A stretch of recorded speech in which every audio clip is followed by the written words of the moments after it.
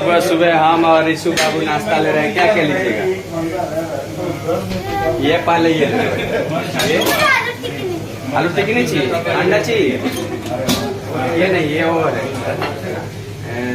Mushroom चाहिए। दूध चाहिए? दूध कौन सा, ठंडा गरम? ये वाला है, ये वाला कटोरा में ठंडा की गरम? गरम। गरम गरम दूध इधर है, गरम दूध इधर।